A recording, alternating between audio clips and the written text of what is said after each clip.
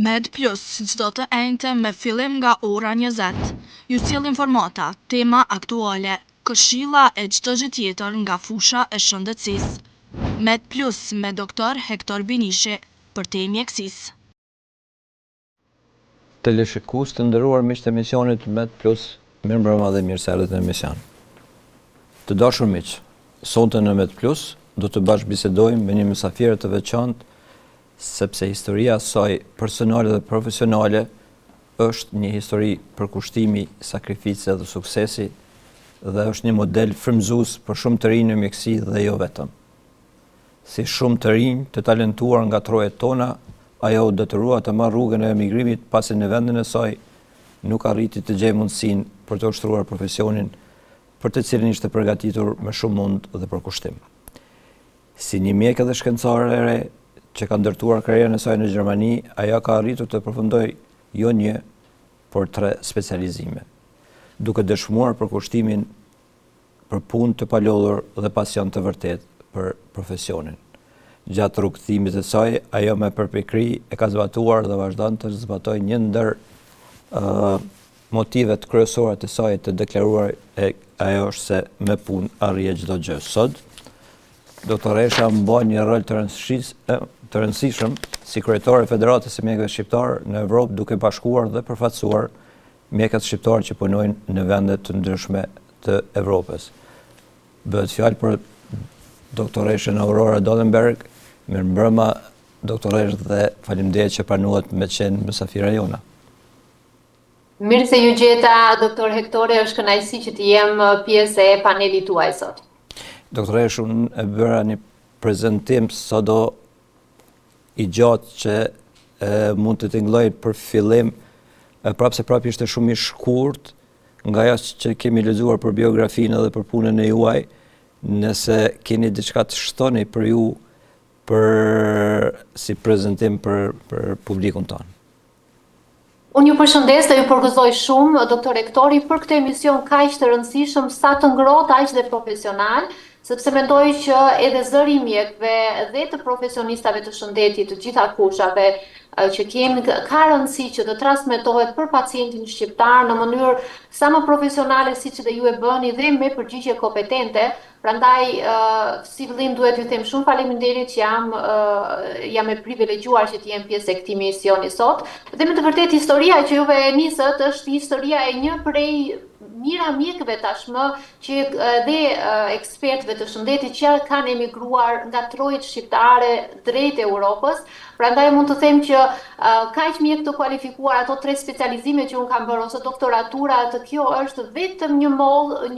model, mund ta quajë shumë mjekëve të tjerë që kanë ndjekur të njëjtën rrugë, qoftë me specializime, qoftë me punime shkencore, sepse dua ta theksoj këtë gjë që ne si popull shqiptar dhe këtu në Gjermani e kemi ndryshuar komplet imazhin e emigrantit shqiptar. Tani më kur thuhet fjala jam shqiptar, pjesa më e madhe e qytetarëve gjerman ose të vendeve të tjera evropiane mendojnë me të vërtetë për njerëz të kualifikuar, për akademik, pikërisht nga fakti që jemi me të vërtetë si mjek, po dhe bluza të bardha, shumë të zellshëm, shumë korrekt, dhe për këtë gjë dua t'i përgëzoj të gjithë profesionistët shqiptar që tani më kanë emigruar dhe përpiqen sikundër dhe unë sot japim pak mbrapsht nga ajo që kemi marrë nga vendi mëm. Patjetër, faleminderit shumë. Doktoresh, ishin gjitha ato tema për të cilat unë kisha pas dëshirë të bisedoj me ju edhe në aspekt profesional, por është pamundur dhe kemi gjetë dakordin që sonte të flasim për një ndër sfidat më të mëdha të shëndetit publik në botë, e kjo është mbi-pesha dhe obeziteti. Sipas dhënave të fundit nga OBSH-ja, mbi 2.5 miliard të rritur në botë janë mbi peshë, ndërsa gati 900 milion jetojnë me obezitet. Ajo që është edhe më shqetësuese është se ky fenomen po rritet edhe tek fëmijët dhe adoleshentët. Si një profesioniste e cila është marrë dhe vazhdon të mirët me këtë problematikë, deshta të dëgjoj nga ju se si ju e përkufizoni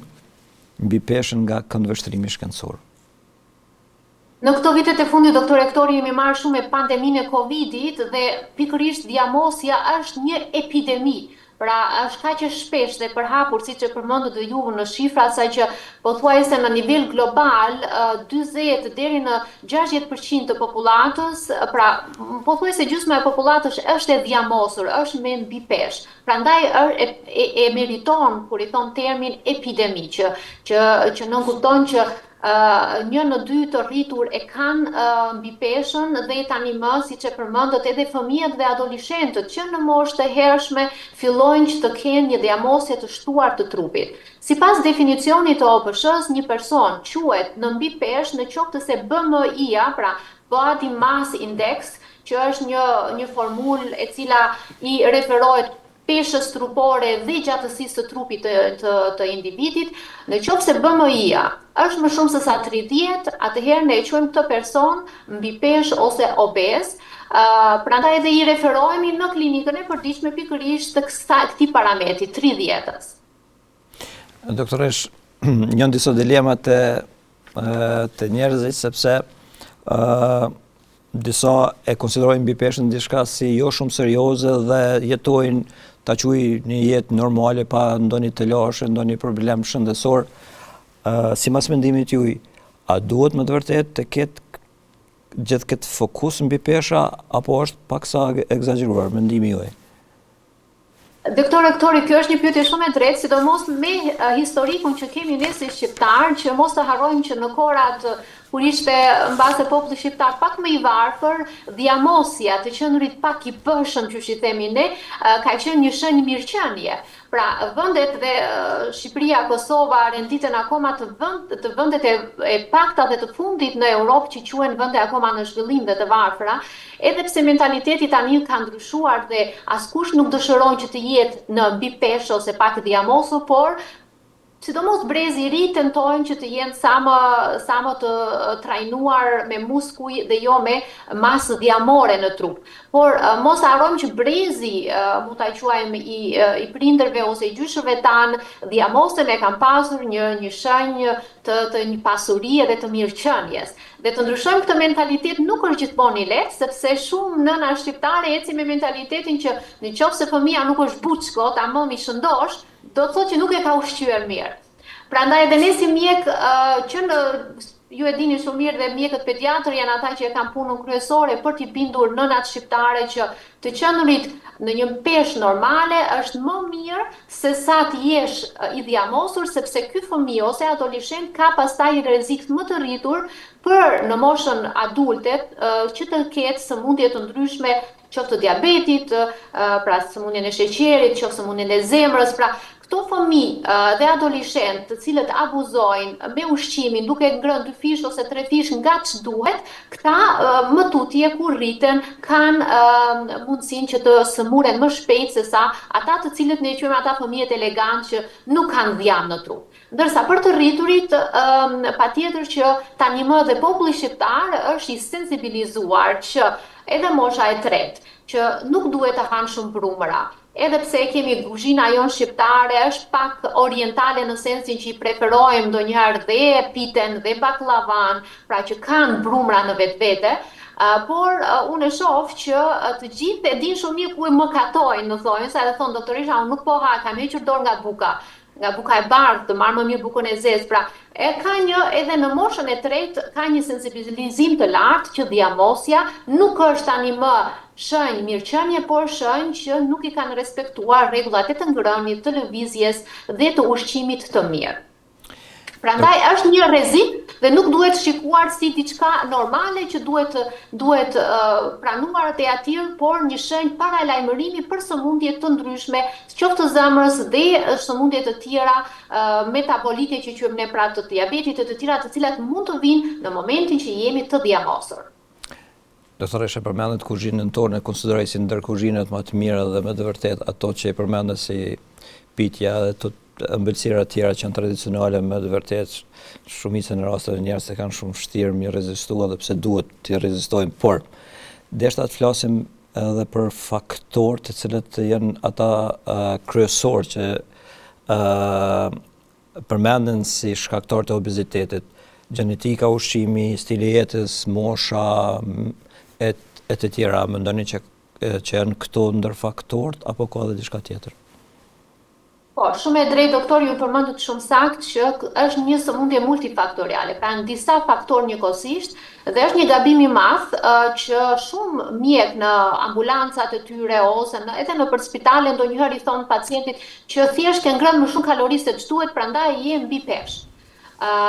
Faktikisht nuk e ka fajin vetëm të ngrënit e trepërt ose që ke ngrënë një pite një herë në muaj ose ke ngrënë baklavan një herë për vitin e ri ose për festa, pra këtë duhet ja lëm të gjithë atyre që e shijojnë të ushqimet tona tradicionale sepse nuk është e gabuar në një interval të caktuar dhe jo për dita që të shijojmë shumë ushqime të cilat mund të kenë më shumë se ç'duhet kalori, por nuk janë një teprim i përditshëm. Por mbi të gjitha nuk duhet t'ia themi pacientit që të kera ndjenjë e faj ti ke ngrënë shumë prandaj je obez ose je mbi peshë. Përkundrazi, është një kombinim i faktorit që nga gjenet është e vërtetuar tani më nga studimet në të gjithë botën që më shumë se sa 50 deri në 70% e të qendrit mbi peshë varet nga gjenet tona. Pra nëse prindrit ose gjyshrit tanë e kam pasur mbi peshë në natyrën e tyre, atëherë tatim edhe ta kemi të justifikuar që edhe ne mund të kemi mbi peshë në mënyrë të natyrshme pa bërë asnjë gabim në ushqim, edhe pa ngrënë më shumë se ç'duhet. E dyta që ka shumë rëndësi është dhe lëvizja. Pra nuk mjafton vetëm që të keni gjene të mira që të jemi elegant, nuk mjafton vetëm të ham ushqimet që nuk kanë kalori të tepruara, por duhet edhe të lëvizim që t'i djegim të gjitha këto kalori që ne marrim për dita. Dhe e treta dhe jo pak më e rëndësishmja është shëndeti psiqik, që në kupton, si e kemi gjumin, a e bëjmë 8 deri në 9 orë gjumë pa ndërprerje që është më i rëndësishëm për të pasur një nivel të ulët të stresit gjatë ditës. Një person që nuk fle gjatë gjithë natës që si acaruar gjatë dritës dhe automatikisht ka një gjendje lodhje, kputje, truri i tij kërkon sheqer, kërkon një mbyrna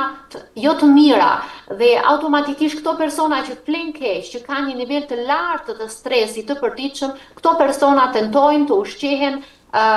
jo mirë, të mos lëvizin shumë se janë të lodhur, pra automatikisht shëndeti psiqik, gjumi jon, niveli i ankthit, i stresit, i depresionit, të gjitha këto bëjnë që ose të ushqehemi mirë dhe të flem mjaftueshëm dhe mos të bëhemi obez, ose e kundërta nëse këto nuk qëndrojnë, pra as nuk ushqehemi, as nuk lëvizim dhe nuk flem mirë, atëherë automatikisht jemi të predispozuar që të jemi në mbipeshë. Doktoresh, nuk i përmendëm specializimet e juja, po nëse unë nuk jam gabim, jo fillimisht keni specializuar në mjekësi familjare dhe këtu jemi kolegë, mandej në mjekësi urgjente dhe në psikoterapi. Do të flasim pak edhe për aspekt më shumë më tutje në emision për aspektin psikologjik, ndikimi i aspektit psikologjik në këtë problematik, por besoj që ju pajtoj se problemi me obezitet nuk është vetëm problemi individual apo stili jetesës apo çështje estetike, por sot konsiderohet edhe si smundje kronike, për arsye se është një smundje apo një terren i përshtatshëm për zhvillimin e problemeve tjera kronike, që është më karakteristike për personat të cilët, ose edhe më shpesh për personat të cilët e kanë probleme me obezitet se sa të tjerë. Më tregoni sa ndërhyn obezitetin në paraqitjen e smundjeve metabolike, diabetin, smundjet kardiovaskulare e tjera. Ju përmendë shumë bukur doktor Hektori që dhjami në trup nuk është vetëm diçka estetike, por ka të bëjë drejt për drejt me shëndetin tonë dhe mbi parandalimin e sëmundjeve të ndryshme, qoftë të enëve të gjakut, qoftë të zemrës, qoftë të sheqerit e të tjera, sepse duhet të theksojmë se është një gabim që ka mentaliteti i qytetarëve në total që është thjesht dhjam, nuk bën dëm, në thonjza, jo. Është e vërtetuar shkencërisht që dhjami është një ind aktiv në trup, i cili prodhon hormone, i cili ndërvepron me hormone që e mira, siç është hormoni insulinës, që është kryesori për diabetin, ose hormoni i urisë, hormoni i ngopjes. Indi dhjamor, sidomos ai i barkut, pra ata pacientë të cilët kanë një bark të madh, ata janë shumë të predispozuar që të sëmuren, sepse ky ind i barkut, ky e thith si sfungjer, mund ta quajmë 20% të inzulinës së mirë që prodhon pankreasi jon. Pra, imagjinoni një pacient që është me bark të madh, qoftë grua ose burr, sepse është pak gjenetike e përmendëm, nuk ka faj pacienti në këtë pikë, por ja që duhet kujdeset edhe më shumë që mos të krijojë bark, sepse ai dhjami i barkut e thith inzulinën dhe na predispozon automatikisht për të bërë diabetik në të ardhmen e shkurtër, 5-10 vjeçare në vartësi së moshës që kemi. Prandaj dhiamosja është automatikisht një rrezik i shtuar për të gjitha sëmundjes, që nga infarkti i zemrës, që nga insultet cerebrale, për tromboza, diabetin po që e kemi në rang të parë. Prandaj edhe nuk duhet nënvlerësuar të themi se është dhjam barku sa për lezet. Nuk bëhet fjalë fare për aspektin e bukurisë dhe estetikës, por bëhet fjalë që këto pacient mos të çuditen që ndonjëherë i bie të infarkti, zgjohen në një mëngjes të bukur në thonjza në reanimacionin e spitaleve dhe thonë si ka mundësi sepse unë nuk kam bërë ndonjë gabim të madh. Jo, kanë bërë gabime për sa kohë që nuk janë kujdesur, pavarësisht moshës së re, dhe mos harrojnë doktor rektori që numri i pacientëve që po vdesin gjithnjë më shumë nga infarkti i zemrës, nga insultet cerebrale, pra sëmundjet më vdekjeprurse në mbar Europën, kanë ulur nivelin e moshës. Nuk kemi më 50-60 vjeçar që po sëmurën nga infarkti dhe nga diabeti, por kanë filluar nga 30 vjeç e sipër, sepse për fatin e keq kombinimi edhe me stresin kronik që ka brezi i ri sidomos i bën që këto sëmundje të fshehura i kombinuar me këtë dhiamosjen e organeve të brendshme të bëhet deri në një farmaci jo vetëm serioz për rrezikun për jetën, por ka edhe ndonjëherë dhe vdekje të papritura, edhe pse pacientët familjarë thonë ishte i shëndetshëm, nuk kishte asnjë gjë. Por barkun e kishte, duhanin e kishte, nuk respektonte rregullat e mungesës mos të pirit alkohol, nuk bënte ushtrime sportive, nuk lëvizte. Pra të gjitha këto janë faktor rreziku së bashku me dhiamosjen që shumë të rinj shqiptar sëmuren papritmas nga sëmundje vdekjepruese siç është infarkti, si tetami i zemrës, i trurit ose tromboza të ndryshme. Faleminderit doktoresh. Do të flasim për dy tema. E para është një fakt i cili është i lidhur me pandemin COVID-19. Ju keni qenë shumë angazhuar edhe për angazhimin e juaj edhe keni marrë një çmim hero i pandemisë, nëse s'gaboj kështu ka pas titullin çmimi. Më vjen shumë mirë që jeni vlerësuar kaq nalt parasysh edhe meritoni më vonë, do të flasim pse edhe angazhimi juaj që ka qenë edhe direkt edhe për Kosovën. Gjatë pandemisë, a mendoni doktoresh që niveli i ankthit, meqense merri edhe me psikoterapi, niveli i ankthit, çrregullimi i disponimit, probleme të tjera, depresione edhe probleme të tjera që takojnë shëndetet mendor, e të cilat me siguri ndikojnë edhe në obezitet, është rrit pas pandemisë? A mendoni që ka lidhje direkte pandemia me çrregullimet të shëndetit mendor, që unë mendoj si profesionist që rastet janë të intensitetit më të shpesht, prevalenca është më e madhe. Keni shumë të drejtë doktor, ka shumë studime për fatin e mirë që kanë bashkuar nivelin e ankthit dhe të depresionit post-pandemik. Dhe është konkluduar nga studime metafizike, pra që mbledhin datat e shumë vendeve, qoftë evropiane dhe të kontinenteve të tjera, që kemi një rritje mesatarisht 30 deri në 50% të ankthit dhe të depresionit vetëm nga pandemia. Pra edhe para pandemisë kishim boll mjaftueshëm në nivel popullate ankth dhe depresion, dhe rritja 30 deri në 50% nuk kupton që popullata 1 në 2 ose 1 në 3 qytetar e ka vuajtur pandeminë me gjendje të theksuara të ankthit, të depresionit, deri në atake paniku, kur përmendet qoftë si fjalë, me siguri edhe juve si mjek e keni vënë re qoftë në klinikën tuaj ose në nivel shoqëror, që sapo përmendet fjala Covid, vaksinet të tjera, ka një reagim, mund ta quajmë të egzageruar paniku dhe depresioni. Askush nuk dëshiron më të flasim për këtë temë sepse jemi të traumatizuar psikikisht. Edhe ne si personel mjekësor që nuk e dëshirojmë këtë,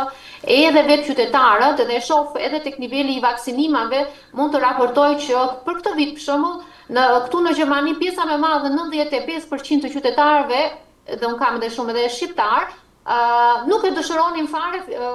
vaksinën e Covidit, sepse s'duan të kenë më të bëjnë me këtë temë e cila ka prodhuar shumë sëmundje psiqike. Prandaj automatikisht niveli i stresit në nivel shoqërie, jo vetëm për Shqipërinë e Kosovës, që kemi ato problematika tona si vende të vogla, qoftë ekonomike, qoftë sociale, por edhe në nivel evropian, mund të themi që niveli i stresit kronik është i shtuar pikërisht nga ky shëndet psiqik që është përkeqësuar nga pandemia, e kombinuar pastaj edhe me të gjitha këto sëmundjet epidemike siç është diagnosja, të gjitha këto kanë bërë që shëndeti i popullatës është pas pandemie shumë herë më i rrezikuar për sëmundjet metabolike që i përmendëm, qoftë të zemrës, të trombozave të tjera, sepse patjetër që edhe sistemi nervor ka një limitë të caktuar dhe ne kemi strapacuar nga pandemia. Vërtet, doktoresh, të flasim pak për mënyrën e menaxhimit efektiv. Kemi shumë modele, ta quaj receta, të cilat e jasim edhe në internet, në rrjete sociale, por jo të gjitha janë të bazuar në shkencë, po ta dëshirë mendimin e ju si shkencëtare dhe si mjeke, të na thoni se cili është ai menaxhim efektiv që ju vlerësoni që me të vërtetë ka sukses, që mund të ketë sukses. Për fatin e mirë, doktor Rektori, ne patëm javën e kaluar në kuadrin e Federatës së Mjekëve Shqiptar në Europë, nga Dega në Suedi,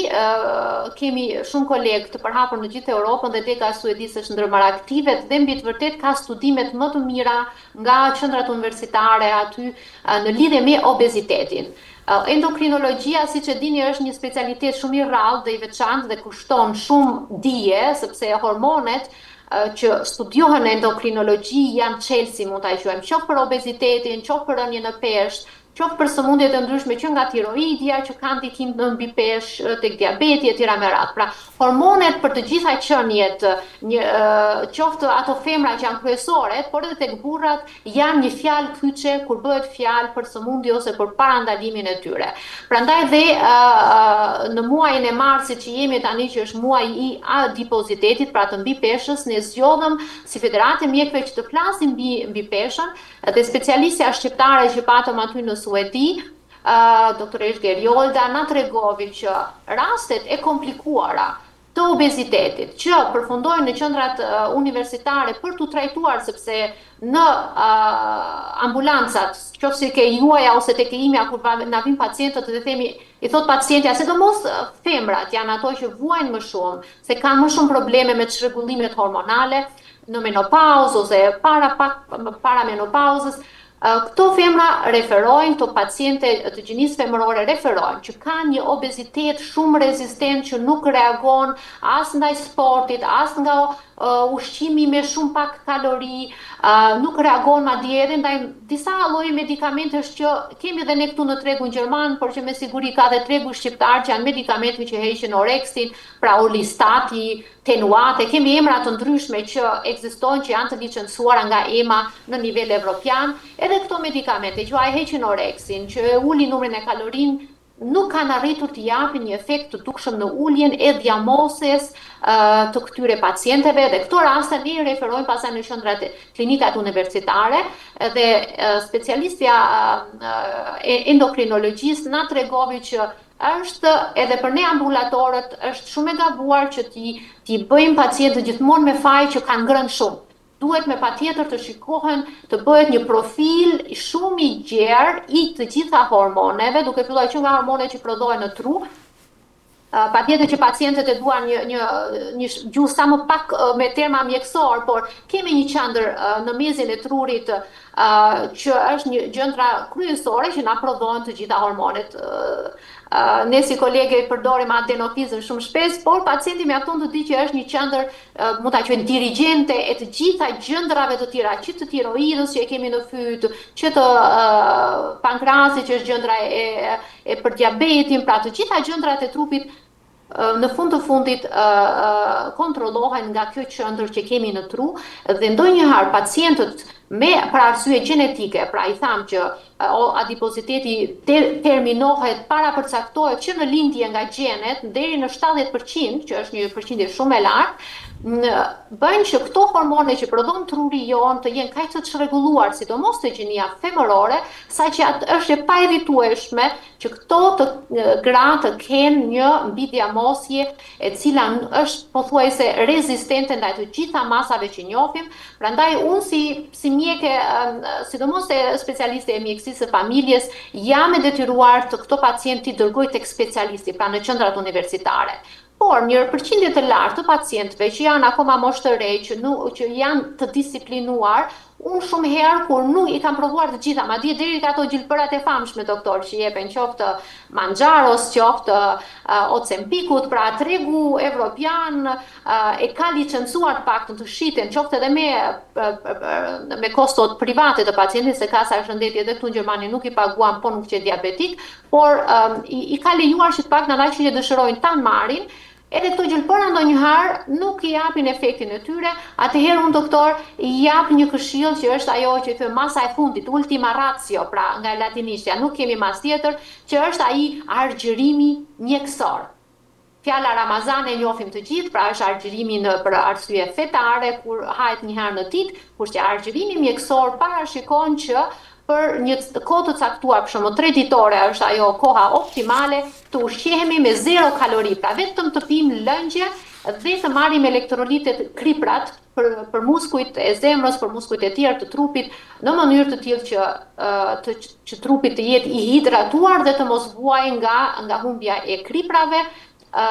dhe në shumë paciente rezultojnë që edhe dhjamin më rezistent që ka në trupin e tyre të arrin ta shkrinë me anë të argjërimit mjekësor prej rreth 3 ditësh. Doktoresh, isha nal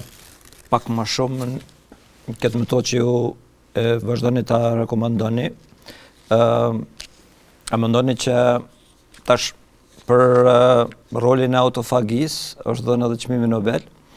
A mendoni që aktivizohet brenda 3 ditë edhe kjo procesi autofagisë, a ndihmon kjo edhe jo vetëm për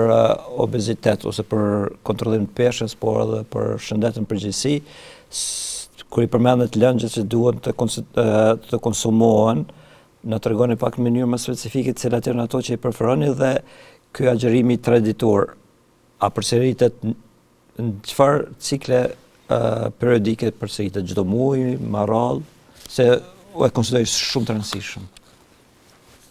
Ju e thashën bukur, doktor, jo rastësisht është fituar çmimi i Nobel pikërisht për hir të kësaj fenomenit të argjërimit mjekësor, sepse autofagia, pra ngrënia e qelizave të vdekura, qelizave pezmatike, qelizave të sëmura të trupit, qoftë edhe ato qeliza që janë kanceroze, është një proces shumë i rëndësishëm i pastrimit të trupit dhe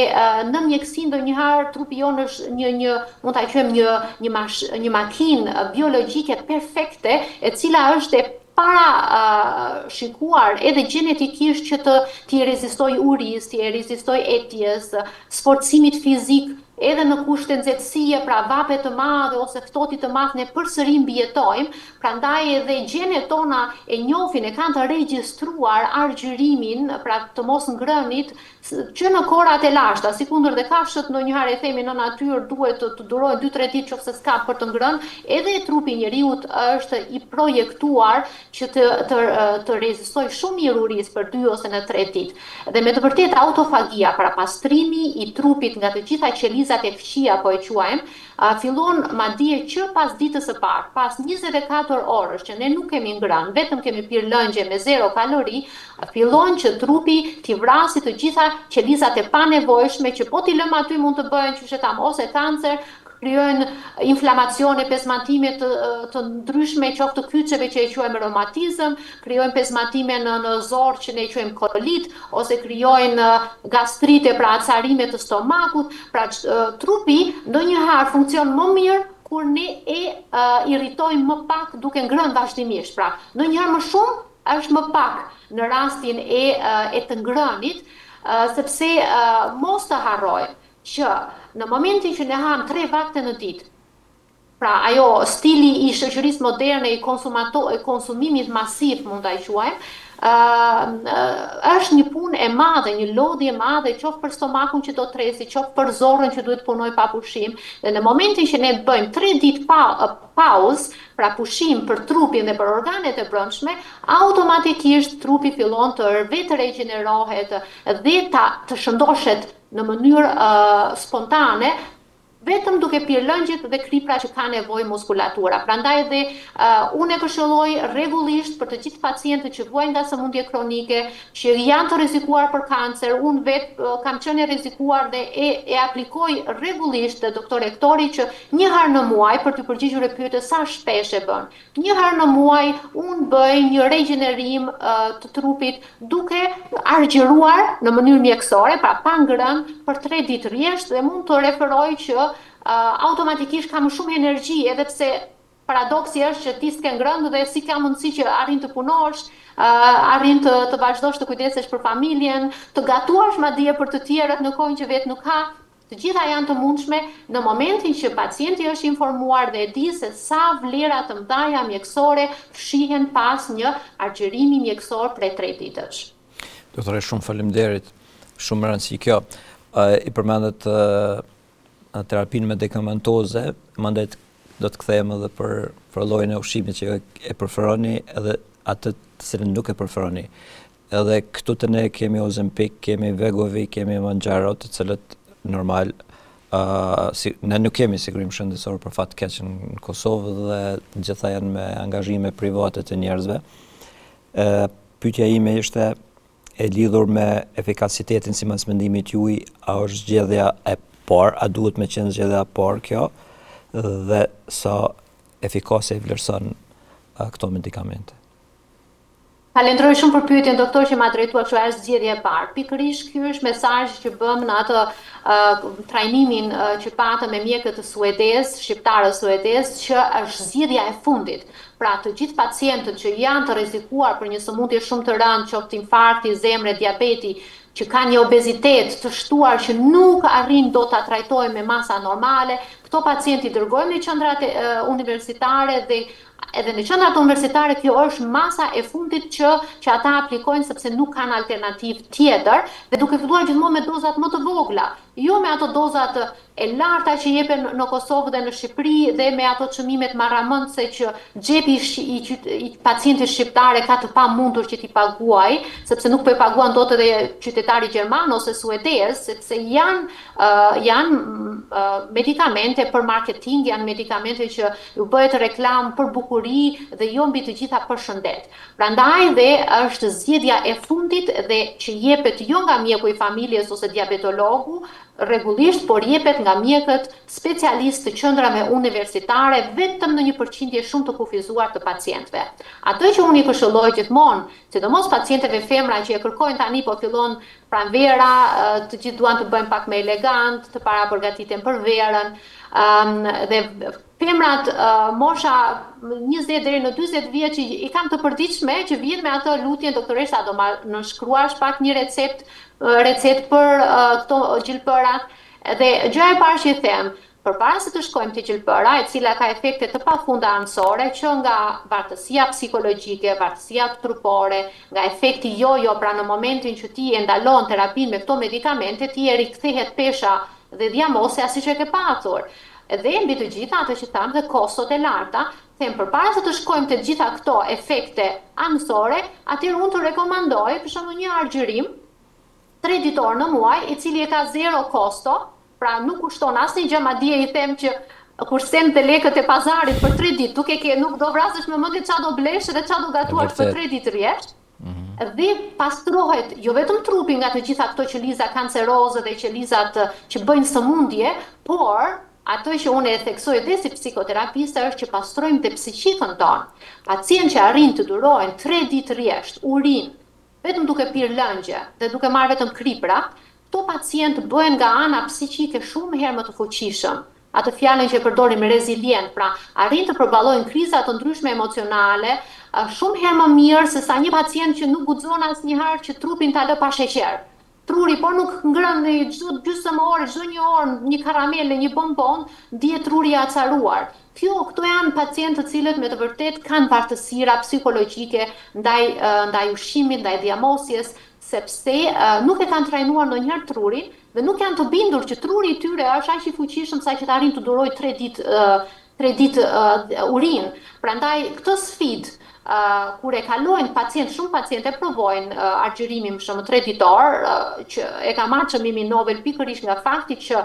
arrin të shëroj në një përqindje të lartë dhe anktin dhe depresionin, se këto pacientë thonë, kur arrita të duroj 3 ditë urinë, unë arrit të përballoj dhe shumë sfida të tjera në të përditshmën time. Sigurisht, doktoresh, besoj që pajtoj se jeta është ekuilibër, po ekuilibër duhet të qenë edhe çështja e menaxhimit të peshës, në kuptimin e sasive të kalorive që mirën me ato të cilët shpenzohen. Po të dëshirë të flasim edhe për aktivitetet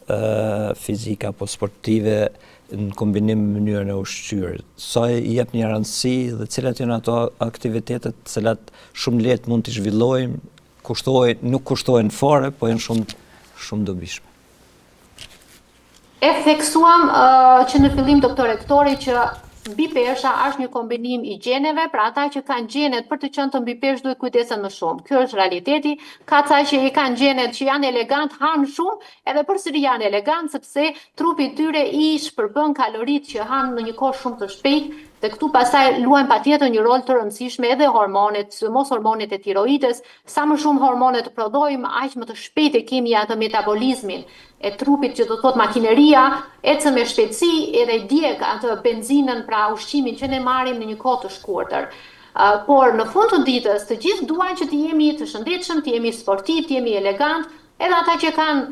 trupin e ngadalt nga metabolizmi dhe që ata që janë të shpejt. Prandaj, pavarësisht se themi 50% gjysma e elegancës tonë varet nga gjenet, po 50% e kemi vetë në dorë. Dhe kjo pjesa që ne kemi në dorë janë 2 shtylla kryesore që unë atë shpjegoj pacientëve sa herë që bëhet fjalë për temën mbi peshë. E para është ushqimi. Në qoftë se ne nuk ushqehemi saktë dhe nuk e dim, jemi komplet të verbër sa kalori ka ushqimi që ne ham. Askush nuk ka qef që të rritë masi kalorit. Sidomos pak brezi, mosha e tretë, nuk është i dim të gjitha këto sa kalori ka një trangull që i themi ne, sa kalori ka një patërxhan. Por një herë ta kemi dëgjuar që qoftë 200 gram sallator ose 200 gram patërxhan ose të gjitha këto fruta perimet kanë një sasi që është standarde të kalorive, kanë 20 kalori, që nuk kupton që është shumë pak. Ndërkohë që po të ham një bombon, ajo ka 200 kalori. Është e vogël, por ama ka shumë kalori. Edhe ku ja shpjegoj ndonjëherë edhe me termat pak më popullore, themi, çfarë do preferoje? Të haje një shalqi që është një shalqi i madh që ka në total, që ka shumë lëngje dhe ka shumë pak kalori, apo të haje një pralin ose një karamel që duket shumë e vogël, por është një bombë, mund ta quajmë kalorike. Dhe aty pacientët fillojnë të ndërgjegjësojnë që nuk ka kuptim kur thua nuk kam ngrënë shumë doktoresha. Ka rritur diabeti, por nuk kam ngrënë shumë. Por nuk varet nga sasia, por varet nga numri i kalorisë që kanë këto ushqime. Prandaj një informim të përgjithshëm të gjitha grup moshat e pacientëve shqiptar duhet ta kenë, se këtu fillon pastaj dhe edukimi ndaj ushqimit dhe edukimi ndaj vetes, vetë disiplinimi në momentin që pacienti është i ndërgjegjshëm, që po ta pi kafen, po e quajmë pa sheqer dhe pa qumësh, është shumë në rregull, zëre se s'ka marrë asnjë kalori. Po thot filloj që gjysmë tjetë sheqer, gjysmë tjetë kafe, edhe pastaj do dhe pak qumësh mbi të, ajo shndrohet në një bombë kalorike, edhe pse duket se kemi pirë të njëjtën filxhan ose të njëjtën kafe. Po e fillojmë me kafen e mëngjesit që e kemi traditën e të gjithë shqiptarët. Për të vazhduar pastaj me drekën, se sa ham aty, sa ham në darkë, pra a duhet të ham në darkë vaktin më të vogël? Po, duhet të ham mundësisht qoftë një sallatë, diçka të lehtë që stomaku dhe zora gjatë natës të pushojnë dhe mos të vazhdojnë të prodhojnë sheqer dhe na kapi uria në mes të natës dhe të shkojmë në frigorifer në orën 2 të natës dhe fillon bie sheqeri. Pra janë rregulla të thjeshta ndonjëherë doktor rektori që pacientët edhe nuk e kanë dëgjuar ndonjëherë nga mjeku dhe u duket sikur nuk është e nevojshme, po janë të nevojshme të jemi pak të disiplinuar, të dimë se çfarë ham nga ana e kalorive dhe pastaj në fund të dimë dhe të lëvizim. Të gjitha këto kalori duhet edhe të shpërbëhen, prandaj unë i them pacientëve, nëse do të jetosh gjatë, pasi ha darkën, dhe që është një darkë e lehtë, të bëhet një shëtitje gjysmore 1 orë pas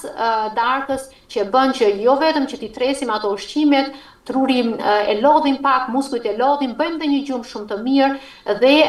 në këtë mënyrë e mbajmë qoftë psiqikën dhe fizikun larg hormoneve të stresit, larg hormoneve të ankthit, duke bërë që në total dhe psiqika dhe shëndeti të dyja në mënyrë harmonike të shkojnë drejt një fiziku mund ta quajmë me qarkullim të mirë të gjakut dhe larg dhjamosjes së organeve. Faleminderit shumë, doktoresh. Në fillim e përmendëm edhe fëmijët dhe adolescentët. Për fat keq, nëse unë zgaboj për këto afërsisht 30 vitet e fundit, është katërfishu numri i fëmijëve dhe i adolescentëve me mbi peshë dhe me obezitet. Po ta dëshirë të flasim cilat janë ato gabimet që i bëjmë ne si shoqëria, mungon edukimi shëndetësor në përgjithësi, kujdesi familjes, në kuptimin kujdesi më kritik i familjes për mënyrën e ushqyerjes dhe sipas mendimit juaj kur është ajo koha apo momenti kur duhet kërkohet edhe ndihma mjekësore për fëmijët tonë, të cilët kanë këtë të loshë. Është me të vërtet ndër plagët më të mëdha të shoqërisë tani moderne, mund ta quajmë që fëmijët përveç stilit të jetesës që është shumë herë më sedentar, pra që nuk lëvizin shumë, sepse janë të gjithë të lidhur pas celularave, pas iPadave, para ekraneve, i shtohet kjo pastaj edhe ndonjëherë mungesës së informimit të prindërve dhe prindërve të rinj që janë shumë të rjetëzuar dhe kanë informim, por përsëri kur bëhet fjalë tek ushqimi, ndonjëherë i mungon ky informacioni bazal dhe mënyra e shëndetshme e të ushqyerit, sidomos kur kombinohet pak dhe me atë mentalitetin e një populli, për shembull, kur qysh e ka mësuar nga prindit e vet që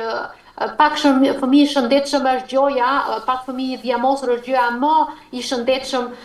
në total, është më rezistent a infeksioneve, e duron më shumë temperaturën e lartë të tjera se sa një fëmijë që është i dobët. Faktikisht ky është një gabim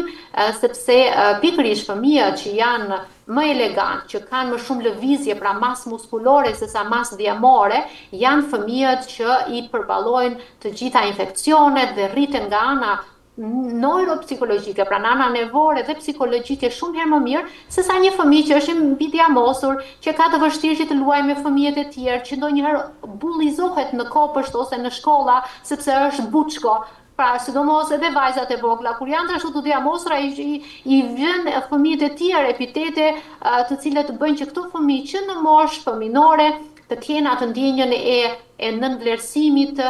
ndaj vetes, mos të dukurit që janë më pak të rëndësishëm se sa të tjerët, janë fëmijë të cilët pastaj kanë tendencë më shumë edhe në adoleshencë për ankth, për depresione, tendenca më të shtuara pastaj për drogra, sepse kërkon dhe truri diku kënaqësinë, lumturinë dhe e ngjejnë ngushëllimin shumë shpejt pastaj tek drogra të ndryshme. Prandaj edhe një fëmijë që është që në moshë të vogël, i ushqyer mirë, që është elegant, ka më pak rrezik për të bullizuar, më pak rrezik për sëmundje psiqike dhe mbi të gjitha ato që e theksuam gjatë gjithë kohës, më pak rrezik për sëmundje të mëvonshme të enëve të gjakut, me infarkt dhe tromboza, më pak rrezik për diabet e të tjera me radhë. Edhe më pak rrezik në total edhe për çrregullimet, për shembull si autizmi ose infeksionet të rënda, sepse sistemi imunitar është i dëmtuar nga dhjamosja. Prandaj këshillimi, kur bëjmë këshillim për fëmijët, faktikisht i drejtohemi prindërve. Prindër që janë vetë të shëndetshëm, që e dinë se sa i rëndësishëm është lëvizja dhe ushqimi i saktë, janë të njëjtit prindër që pastaj edukojnë dhe fëmijë që janë po ashtu të shëndetshëm dhe që nuk kalojnë në dhjamosje, prandaj unë e quaj si paketë familjare. Kur edukojmë të rriturit edhe gjyshrit, edhe ata ndonjëherë janë personat e parë që kujdesen për fëmijët, edukojmë gjyshrit dhe gjyshet, edukojmë prindrit e rinj, automatikisht kemi siguruar që dhe fëmijët të kenë një shëndet të mirë. Doktoresh, sa kom kuptu, një ndër temat apo arsyet profesionale të cilat juve ju interesojnë kanë të bëjnë edhe me inteligjencën artificiale. A mendoni që ka ndonjë rol pozitiv dhe si mund të përdoret inteligjenca artificiale për të mirë në miksi? Ju e shikoni që po filloj të më thënë me të vërtet me entuziazëm të përgjigjem për faktin që shoh që ka rezultate shumë të mira tek pacientë të cilët sidomos vuajnë nga ana psiqike, pra që vuajnë nga ankthi, depresioni, flen shumë pak orë gjatë natës dhe duan takimin po veçojmë te psikologu. Tu në Gjermani e paguan Kasa e Shëndetit, prandaj dhe takimet tek psikologu janë shumë të vështira për të marrë nga sot për nesër. Kur paguan nga xhepi, patjetër që edhe këtu ka mjaftueshëm psikologa dhe terminin pra takimin e merr shumë shpejt. Prandaj këtu ndryshon pak edhe nga sistemi shqiptar që është çështje leku në Shqipëri dhe në Kosovë kur ke psikolog, pra çështje luksusi, ai që ka para shkon në psikolog dhe merr ndihmën, ai që nuk ka mundësi dhe mbyllet tema, ndërsa këtu në Gjermani ekziston për të gjithë mundësia, por koha e pritjes deri tek trajtimi psikoterapik është e gjatë ndonjëherë dhe pacientët nuk kanë durim, thon doktoresha, unë kam nevojë për tani për ndihmë dhe jo pas 3 ose 6 muajsh. Dhe këtu pastaj vjen ajo këshill që unë jap që pse jo të bëjnë një konsultim të përditshëm, falas është inteligjenca artificiale për të gjithë për fatin e mirë në ditët e sotme, është paktën edhe këtu në Gjermani nga ana e mbrojtjes së të dhënave të pacientit është shumë e mirë, pra që regjistrohesh në mënyrë tamam profesionale që të dhënat që ti i jep personale, biografike të tua nuk përfundojnë diku tjetër dhe të keq përdorohen, kështu që në këtë kuadër mendoj që është një zgjidhje me zero kosto, si punë e argjerimit mjekësor, me zero kosto është një zgjidhje 24 orëshe, pra edhe në 2 të natës i them pacientit të dali gjumi dhe të ka paniku dhe nuk di si të reagosh, çfarë ushtrimesh të bësh për të rregulluar frymarrjen, për të ulur të rrahurat e zemrës, për të stabilizuar, për të vetë qetësuar, atje pyetje në fund të fundit inteligjencën artificiale, ndiem kështu, kam këto emocione, çfarë duhet të bëj tani? Në mënyrë që ta ndihmoj vetveten, se psikologu nuk mund ta gjejmë dot në mes të natës. Dhe me të vërtet, mund të them që në monitorim që ju bëj pacientëve afatgjat, që ka rezultate shumë të mira, sepse është një ndihmë e shpejtë, është një ndihmë profesionale, mos harrojmë që inteligjenca artificiale është një përmbledhje, një sintezë e të gjithë njohurisë që kemi mbi psikoterapi njerëzore prej shumë dekadash dhe ajo ta jep një këshill me të vërtet nga literatura dhe shumë të saktë, dhe madje edhe me gjuhën që ti kupton, pra pacienti i përgjigjet me ato fjalë dhe terma që ai e kupton dhe është individualizuar për atë pacient, sepse ndonjëherë dhe gjuha mjekësore është pak e komplikuar dhe pacientët kanë sfonde të ndryshme intelektuale, artësimore e të tjera me radhë, kështu që ndonjëherë të flasen me fjalë shumë të mëdha dhe nuk e kuptojnë, ndërkohë që inteligjenca artificiale i përshtatet individit, i përshtatet historikut të tij dhe i jep këshillat të specializuara, mund ta quajmë për atë person. Kështu që mendoj që është një opcion që nuk duhet neglizhuar kur bëhet fjalë për shëndetin psiqik, patjetër që kur bëhet fjalë për sëmundje të trupit, analiza, grafit, eko të trupit, aty duhet të shkojmë tek mjeku sepse nuk mund ta zvendësojmë njohurinë njerëzore të një profesioniste që punon prej 10 vjetësh në një fushë të caktuar, është i pazëmësueshëm nga inteligjenca artificiale, por për këtë masën e stabilizimit psikologjik dhe emocional, mendoj që është një zgjidhje shumë e mirë, e shpejtë, e cila kur vjen dhe pacienti pastaj thotë kam lexuar këto gjëra, çfarë mund të thotë, pra është i pak i para përgatitur dhe nuk është komplet, mund ta quajmë pas një lloj ndihme, kështu që unë e këshilloj për dita doktor Hektori dhe shoh që ka rezultate të mira. Faleminderit shumë përfund për pjesën zyrtare, doktoresh, mesazhi juaj për publikun tonë. Unë mund të them që tema e mbi peshës është dhe për qytetarin shqiptar një problematik serioze, gjithnjë në rritje, sepse edhe shqiptarët kanë filluar që të bëjmë pak jetë më komode, të mos lëvizin shumë,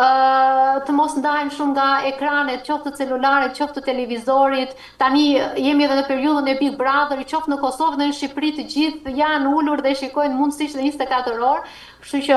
unë do thoja që për ne si mjek është gjithmonë një shenjë alarmi kur një shoqëri nuk bën jetë aktive fizike, kur një shoqëri i shkon të shpejt drejt ushqimeve të thjeshta që i fut në mikrovele ose i fut në sobë dhe janë këto ushqimet e prodhuara diku në një fabrik me yndyrna të përpunuara, me sheqernat që janë ultra të procesuara. Pra çdo gjë që vjen nga qeska dhe që vjen nga një fabrik, unë i them pacientëve hiqni dorë, sepse ato prodhojnë vetëm sëmundje. Është mirë që të vazhdojmë ta ndjekim atë traditën e vjetër shqiptare, të ham nga kopshti ose nga baçja jon, të ham nga bujku ose nga fermieri që e kemi diku afër në zonën tonë, jo vetëm për t'i mbështetur, edhe për solidaritet ndaj bizneseve dhe artizanale lokale, por mbi të gjitha sepse ato vlerat bio që ne i kërkojmë gjithmonë, i gjejmë gjithmonë nga natyra, duke qenë në natyrë, duke bërë shëtitje në natyrë dhe duke përpjekur që edhe nga ana psikologjike të qëndrojmë larg gjërave artificiale siç janë ekranet dhe të shkojmë më mirë në lëndina, në fusha dhe ta oksigjenojmë trurin, të lëvizim për të rritur qarkullimin e gjakut dhe pse jo, mos të humbasim atë traditën që të flasim me njëri tjetrin, ta pim një kafe me njëri tjetrin, sepse edhe kjo e ul nivelin e stresit kronik. Doktoresh, shumë faleminderit për gjitha këto, mbi gjitha për motivin e juaj, për dëshirën dhe dashurinë e juaj për me qenë prezente në emisionet tona si në Shqipëri, ashtu dhe në Kosovë, dhe asnjëherë nuk i keni refuzuar ftesat tona, e dim që jeni shumë zënë, e dim që i keni në menaxhem edhe 2 klinika të cilat ju i menaxhoni punën përditshme, familjen, se keni edhe familje dhe fëmijët e juaj. Unë ju falenderoj shumë, por gjithsesi unë në përfund ruaj të drejtën t'i bëj mysafirëve pyetje që i quajnë pyetje personale, në këtë rast jo vetëm një për ju, por 2. Gjatë rrugtimit tuaj profesional në Gjermani, përveç sfidave profesionale doktoresh, sigurisht keni përjetuar edhe ato personale, larg familjes, kulturës, gjuhës. E keni përmend me një intervistë se si e keni përballuar vetmin e ftohtë gjermane, që shpesh e shoqëron emigrimin. Çfarë force e ka dhënë, çfarë force e keni pas që të vazhdoni përpara një vajzë e cila ka lind në Fier, ka kry fakultetin me nota ekselente, nuk është pranuar për fat keq si shumë mjek të ri edhe të ne këtu në Kosovë, me punu as me ndonjë fshat kret largt në vendin e vet, por ka arrit t'i bin gjithë që me të vërtet nëse jipet rasti dikuj, atëherë mund bërën edhe mrekulli. Na tregoni si keni përballuar ato vitet ose momentet para në Gjermani. Doktor Rektori, mendoj që historia ime është përsëri një prej shumë historive të ngjashme të emigrantëve, sidomos ne të fushës së mjekësisë e kemi pak atë sakrificën dhe mundimin e kemi që në rrugëtimin ton, para se të vëmë fakultet, se jo gjithë pranojnë fakultet mjekësie, për të vazhduar në fakultet që është një luftë e jashtëzakonshme, për të arritur të marrësh atë dije 6 vite radh, pra është një ndër fakultetet më të gjata, është një investim i gjithë familjes, edhe i shoqërisë, sepse janë taksa paguesit ato që bëjnë që shumë universitetet tona të jenë edhe falas, pra është një investim i gjithanshëm dhe mbi të gjitha ne vajzat shqiptare, por fëmija edhe djemët shqiptar janë të rritur pak me atë ndjenjën e sakrificës, sepse kur shikojnë që prindrit që në vogëli lodhen, punojnë 2-3 fish, që si ne të kemi mundësi qoftë shkollimi, të ecurit përpara, mendoj që është pastaj e pandashme që edhe kur je në një moshë adulte dhe ke kryer fakultetin, nuk gjen një punë, ai sakrifici që je jetë nga gjithë jeta, nuk është diçka e re për ne si popull shqiptar, ti vazhdon që ta ndjekësh atë rrugëtim lodhje edhe në vendin ku ti shkon. Tu në Gjermani ishte çudi e madhe tek ai spital ku unë përfundova këtu në Gjermani qendrore. Ishte çudi e madhe që unë të rria 24 orë, nuk vija fare në konvikt, se kishim konviktin e infermierëve ku mund të kishim mundësi dhe ne si shqiptar që jetonin pa pagesa. Në atë periudhë ishte një para 15 vjetësh tashmë ishte një dhuratë e madhe. Dhe ato çuditeshin vetëm mjekët gjerman që si ka mundësi nga i gjen këtë forcë që të rish 24 orë pa bërë fare pushim, sepse ne vinim nga një realitet akoma më i vështirë, nga çështja e vetmia gjermane dhe mund ta quajmë dhe racizmi gjerman, sepse edhe në vendet tona nuk është se na kishin trajtuar mirë në sensin që nuk është se notat i kishin marrë ndonjëherë pa merit. Të paktën një përqindje e mirë e mjekëve janë me të vërtet me merita shumë të larta. Vend pune, siç e thatë ju, edhe në një fshat të larg do kisha filluar po që se do më jepesh mundësia, por ishte periudha që kishte mbi prodhim mjekësh dhe bluzash të bardha dhe ishte pamundur, pa miq, pa shok dhe pa bërë investime lekësh në thonjsa që gjej edhe një vend pune, që është utopike të paguash që të marrësh rrogë, domethënë është në ditët e sotme është e pakuptueshme, por atëherë ishte ky realiteti shqiptar, kështu që ne nga vështërsia, nga shiu në breshër, kur i themi ne me ato gjuhën popullore, breshëri gjerman ishte faktikisht fakti që këtu ti përdoresh si një mjeke e cilësisë së tretë. Pra, vinin edhe mjekët e tjerë evropian, çekët, hungarezët, që ata këta emigrojnë gjatë Gjermanisë, pastaj vinim ne të Shqipërisë dhe të Kosovës. Pra, ishim dora e tretë në nivel cilësie, edhe pse mund të ishim në vendet tona, ishim studenta ekselenta. Gjë që të vret shumë psikologjikisht, të izolon nga ana shoqërore. Unë e thash, tradita shqiptare është që ne e pim një kafe me njëri tjetrin, i qajmë ato hallet, dhe kur vjen këtu në Gjermani je komplet vetëm, dhe kjo të vret edhe nga ana psikologjike, duke e bërë që me të vërtet vetmia gjermane të jetë shumë e fuqishme dhe jo më kote, dhe sot e kësaj ditës, dhe pas 15 vjetësh, brezi i ri që emigron drejt Gjermanisë thotë njëherë që pse e bëra këtë veprim, se isha shumë mirë në vendin tim dhe me të drejtë. Guri është i rënd në vendin e tij, por kushtet e mia para 15 vjetësh më detyruan që të i largohesha dhe me pak fat në thonjza dhe bekim nga Zoti gjeta dhe bashortin pikërisht në spital në ato orët e gjata të shërbimeve. Bashortin e gjeta, tani më jemi bekuar dhe me 2 goca të vogla, 2 vjeçare, pra kanë kaluar 15 vite dhe me luftë të pa ndalur, edhe me optimizëm patjetër dhe me atë sakrificë që prindrit na e kanë dhënë që në djep, them që mundimi dhe profesionalizmi, edhe një gjerman shumë strikt dhe i ftohtë, që i njoh unë, edhe ata ta japin meritën në fund të ditës. Doktoresh, faleminderit, ju jeni shumë modeste se vazhdimisht përmendni faktin që përvoja juaj, historia juaj është ngjashme edhe me shumë historia të mjekëve tjerë shqiptarë të cilët kanë emigruar në Evropë. Nëse kjo që e thatë ju është ngjashme me të tjerë, diçka nuk është fort karakteristike me të tjerë, dhe kjo ka lidhje me një moment shumë interesant kur ju keni kundërshtuar publikisht deklaratën e një presidenti të një superfuqie botërore, që s'pi përmend emrin, por besoj që e dim se edhe për mirët me Meksik me raste, që pretendonte se paracetamoli mund të shkaktoj autizmin. Çfarë ju ka shty të reagoni në atë moment dhe sa rëndësishme është sipas jush që mjekët të mbrojnë publikisht të vërtetën shkencore pavarësisht nga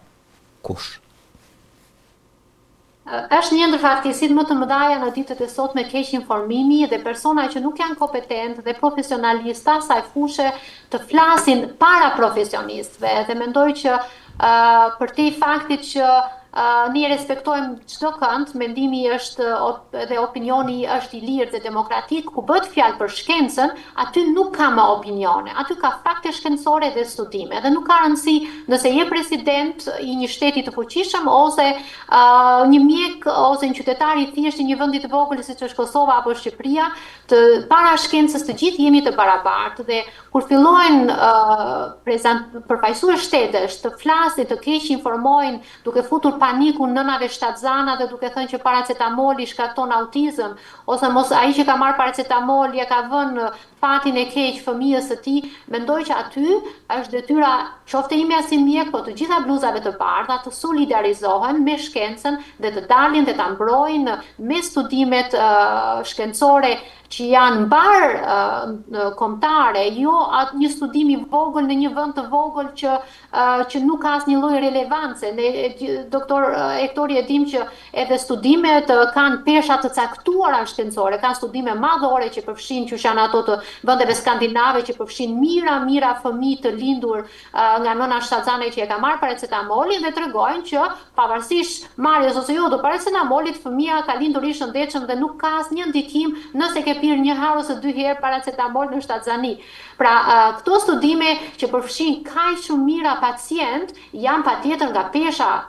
shkencore dhe informaimi që japin 100 fish më të sakta se sa një studim që ka vetëm 40 pacient, që janë të manipulueshme si data dhe janë pastaj vetëm prodhim desinformimi dhe fakte të gabuara. Prandaj mendoj që kur bëhet fjalë për profesionalizëm duhet jemi krenar dhe të jemi të guximshëm që të flasim me shkencë për të mbrojtur në fund të ditës shëndetin e pacientëve, sidomos të nënave shtatzane që janë shumë delikate, të fëmijëve, sepse pasaj kjo është një sulm ndaj vaksinave për shembull që shpëton jetën e fëmijëve. Shumë nëna shqiptare kanë frikë të japin vaksinën e fruthit se mendon sepse shkaktojnë autizëm. Dhe kur del një president e një shteti thotë mos e merr këtë vaksinë, atëherë shkakton rritjen automatike të sëmundjes së fruthit, që është një sëmundje shumë infekcioze, vdekje prurëse deri në moshën 1 vjeçare, tek fëmijët në nivel evropian. Pra, nuk bëhet fjalë vetëm keq informim, por bëhet fjalë që në fund të ditës kemi viktima në moshën fëminore, viktima në moshën e të rriturve, komplikacione serioze të shëndetit, pikërisht sepse njerëz jo profesionist flasin para atyre që kanë marrë një gradë shkencore për të folur për tema të caktuara. Përtojmë plotësisht, doktoresha, dhe faleminderit. Shpresoj që nëse ju bie rruga ndonjëherë nga Kosova, vini në Gjakov, se është një shprehje se nëse nuk vjen në Gjakov, i bie si mos më qenë fort edhe në Kosovë. Faleminderit shumë edhe një herë. Unë shpresoj që do të takohem në emisionet të tjera, atëherë kur na përshtaten edhe orarët edhe temat, sepse e di që ju një gjithmonë e motivuar që të përgjigjeni pozitivisht. Faleminderit pra, doktoresha, edhe një herë. Shumë kënaqësi dhe po e bëjmë një marrëveshje publike, doktor rektori, që në një ndër konferencat e ardhshme të federatës do e mbajmë patjetër në Gjakov, si djepi një ndër djepet më kryesore të popullit shqiptar, kështu që e tham dhe do e mbajmë për qytetarët e Kosovës në Gjakov, do e mbajmë një informim, siç është tema sot e adipozitetit e mbipeshës, kemi shumë tema të rëndësishme shëndetësore që edhe zonat rajonale, jo vetëm kryeqytetet shqiptare e meritojnë që të marrin informacion nga dora e parë e profesionistëve. Shumë faleminderit, doktoresh. Të dashur miq, në fund të këtij emisioni dua ta shpreh një falënderim të veçantë për mysafirën tonë, të nderuar edhe për një fakt, i cili është i lidhur prapë kthehem me pandemi. Gjatë pandemisë COVID-19, kontributi i saj për vendin ton, pra edhe për Kosovën, jo vetëm për Shqipëri, ishte i jashtëzakonshëm. Fal angazhimit dhe përpjekjeve të saj dhe kolegëve të saj, u siguruan në kohën më të vështirë për vendin ton 95.000 vakcina, një ndihmë shumë e çmuar në një nga momentet më të vështira për shëndetin publik në botë. Në fund, dua të përmendi që doktoresha Aurora ka lindur në ditën e pavarësisë, pra me 28 nëntor 1985, dhe si duket në univers asgjë nuk ndodh rastësisht, dhe këtë vërteton kontributi i saj human dhe fakti që vazhdon të mbetet të ngushtë e lidhur me vendin dhe kombin ton. Për fund, porosia ime e zakonshme që në ndërkohë dhe gjithmonë të ruajnë trupin dhe mendin ton. Kaq kishëm për sonte, bashkë mirëpafshim.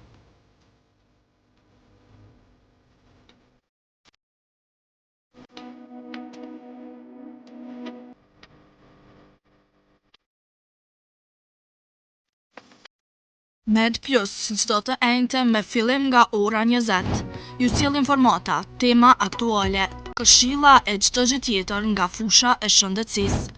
Med Plus me doktor Hektor Binishi, për te mjekësisë.